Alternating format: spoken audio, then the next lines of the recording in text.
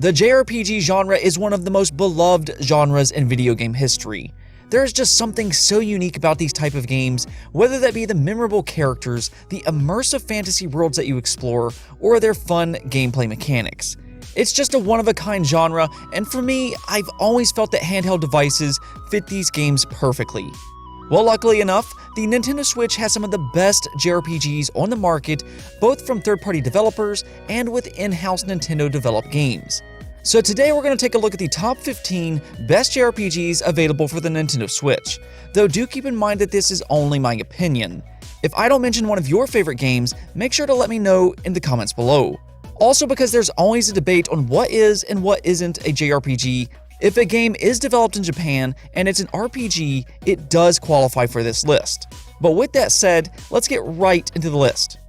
At number 15, I have the Trials of Mana remake, and I have to say, I'm really loving this trend of remaking old classic games. Here they took an already great game and completely modernized it with a very colorful art style, and thanks to its fast-paced action-based combat, it's a lot of fun. It's also one of the few games that I can say has a lot of replayability because there is a very large focus on this aspect. See, depending on what characters you have in your party will dictate what content is offered to you throughout the story. So by replaying with different characters, you will find the experience completely different. This can be both a good and bad thing depending on who you ask, but I do think Trials of Mana is an overall fun experience and something that I would highly recommend to JRPG fans. In many ways, I would like to rank Trails of Cold Steel 3 even higher on this list because it truly is a great game. It's one of the few modern JRPGs of this caliber that focuses on turn-based combat. It has social bonds similar to the Persona franchise, and the story is really good as well. Unfortunately, Trails of Cold Steel is a part of a trilogy which has a heavy focus on story, and the Switch doesn't currently have the first two games. With that said, Trails of Cold Steel can still be enjoyed as a standalone game, and it really is one of the best overall JRPG experiences on the market. The World Ends With You is one of the most unique games that I've ever played, especially in terms of its gameplay. You do have two different options on the Switch where you can either play it entirely with touchscreen or by using the Joy-Con pointer configuration. I do prefer touchscreen with this game, which is odd because I usually despise touchscreen, but it feels fantastic in The World Ends With You. The way you build your characters up with a plethora of pins and unique motions just feels great on a touchscreen, but it goes beyond that. This game also has a fantastic story with some mystery to it, where the protagonist and a cast of characters are forced to play the Reaper's game, which will determine life and death. How they got there and why they must play is all a part of the mystery, and a very fun one to solve. Now we just need a sequel. Valkyrie Chronicles 4 is a very interesting game. Not only does it have that very distinct cel-shaded art style to it, which really stands out on the Switch, but the way the combat works really sets it apart from other games. It has this strategic turn-based combat system that has you free roaming around an almost Warzone-like battlefield, so positioning is just as important as raw power. And that isn't all because it also has a very good story, and I think if you like strategic RPGs with a good story, then Valkyrie Chronicles is one of the best. Tokyo Mirage Sessions is one of those Wii U games that just never really had a chance to truly shine. It was always a good game, but it's not necessarily a mainstream game. And well, the Wii U wasn't exactly a mainstream device either. Well, luckily Tokyo Mirage Sessions is now out on the Switch, and while it does have some Fire Emblem characters in it, don't let that fool you because it has much more in common with the Persona or the Shin Megami Tensei games, and I think that's a good thing. It has a fun story, especially if you like Japanese culture like J-pop or anime, and it's got an overall good positive vibe to it. It's also one of the more polished JRPGs with its very colorful art style, its turn-based combat, and it's just an overall fun experience. It is very debatable that the 16-bit era was a big part of the golden age of JRPGs with games like Final Fantasy VI. Well, Octopath Traveler doesn't just take a journey with 8 unique characters to play as, but it also takes a journey back to this era of games, and fans absolutely loved it. I mean, Octopath Traveler looks gorgeous, somehow taking 16-bit games and giving them a clean HD look. Really, more developers need to do this kind of art style because it is timeless. The thing Octopath Traveler really excels at, though, is its turn-based combat, which has that old-school feel to it with an emphasis on exploiting enemy weaknesses. With that said, you do play as 8 separate protagonists with their own unique stories and motivations, which can be a bit of a hit or miss. Some stories can be interesting, while others not so much. But even then, if you do like old-school games like this, then Octopath Traveler is a must-have. Ni no Kuni is one of those rare games that just completely absorbs you into its world. It just brings so much childlike wonder, and you almost feel like you're in an anime world, thanks to Studio Ghibli's beautiful art design. The animations are just brilliantly done and looks fantastic on the Nintendo Switch. It also has a very good story, and I think it has one of the more memorable intros for JRPGs, and it's very emotional.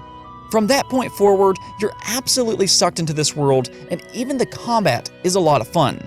It's almost like a mix of Pokemon with the monster catching and evolutions, but it also has a freeform combat. In my opinion, Ni no Kuni is an instant classic, and thanks to its timeless art style, I expect it to be enjoyed for years to come. I have always held Tales of Asperia in very high regards, so when it came to the Nintendo Switch, I just had to buy this game once again. Tales of Asperia is actually one of my favorite JRPGs ever, and that is mainly because its story and characters. The characters in this game are filled with interesting dialogue, and because each character has so much chemistry with one another, you just enjoy listening to each and every conversation that they have. And even though this is a remake of an old Xbox 360 game, it still looks great today, and it has a timeless art style to it. It does have more of an action-based combat style to it, but I think if you're like me and you really want a good story, then Vesperia is a great game. Dark Souls is among some of the best games ever made. I mean, it basically created its own genre of games, with several trying to clone the Dark Souls formula, but to this day, none does it better than Dark Souls. It is a brutally difficult game and really tries to challenge you, though that's a part of the reason that so many fans adore Dark Souls. It's not a game that holds your hand, and it constantly asks you to get better, and that's the thing. Most of the time when you die, you cannot blame the game, and you understand it is your fault. But when you finally defeat that boss that has destroyed you time and time again, it just feels so rewarding. And the fact you can now play this on a handheld device like the Switch is just so amazing to me. And if you haven't already played Dark Souls, do yourself a favor and go check this game out. Platinum Games has always made really fun games, and Astral Chain is no exception. This is an insanely fun game with its action-based combat. You basically play as 2 different characters at the same time with their own combat style. The protagonist and their legions, which are basically super powerful alien-like creatures. You can swap each legion in and out, taking advantage of different opponents, and it's just all brilliantly done. I love the combat in this game, and the icing on the cake is that it does have an interesting story as well. I do wish the protagonist was not a silent character, but it is what it is. I also think it's very debatable that this is the best looking game on the Switch, especially in handheld mode. The art style really pops in this game with its neon colors. Now there is a debate that this is not an RPG, though it does have some RPG mechanics, so because it's so good, I just could not leave it off of this list. Fans often forget that Pokemon Sword and Shield on the surface is a JRPG, and a really good one at that. While the Pokemon games don't always have the greatest stories in the world, it does however have some of the most addictive gameplay mechanics. I mean, it has hundreds of monsters to catch, breed, evolve, and to fight with. There are just so much choice within Pokemon that other games just cannot compare to its sheer amount of content.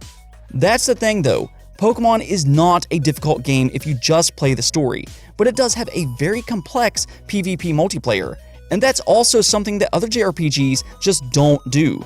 So if you are looking to really challenge yourself, go play PvP in Pokemon Sword and Shield and make the perfect team. It's both addictive and very challenging with countless strategies. Now, if you like your RPGs a little bit more strategic, you might find Fire Emblem Three Houses to be the perfect game for you. This is a very tactical game, almost playing out like a chess match, though you have to take advantage of your surroundings as well. Maybe you want to sneak up on your foes or give yourself some extra cover with the forest. You can absolutely do that. This is a pretty heavy content game too, which allows you to play one of 3 houses, which has different stories. This gives it a lot of replayability, and if you like social bonds, then that is yet another reason to like 3 houses. Now, I also want to give a shout out to the Disgaea franchise, which plays very similar to Fire Emblem. Both are great franchises and well worth it if you like these type of games. Xenoblade Chronicles exploded on the Wii back in 2010.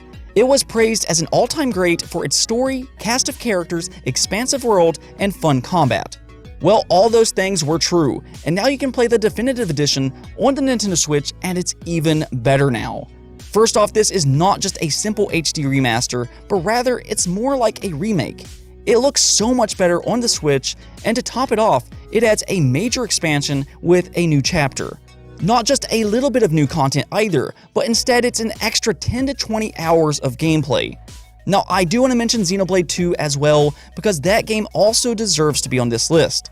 It has a completely different story with new characters, but really the spot belongs to both, though I do like the first one just a bit more. While many games today have been leaning more towards action-based combat, Dragon Quest XI is basically masquerading as a modern RPG, but with old-school gameplay mechanics.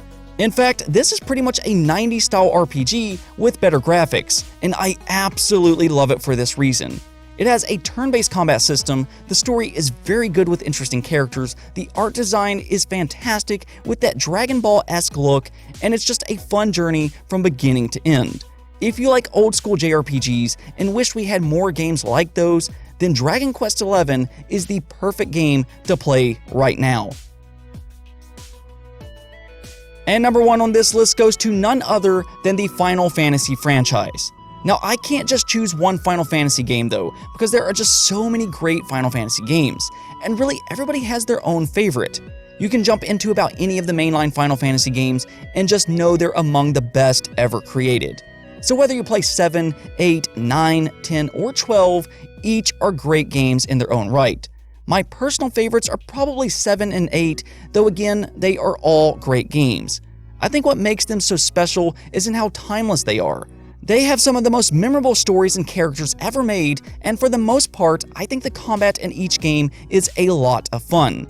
Now, they do change this up quite a bit game from game, but regardless, I think the Final Fantasy games are in a tier all on their own for how great they actually are. Anyways though, that's it for this episode, but if I didn't mention one of your favorite games, make sure to let me know in the comments below. With that said, if you liked the video, don't forget to hit the bell notification and subscribe button for more content just like this. Also, if you'd like to support the channel through Patreon, thank you for helping make this content possible. Peace out.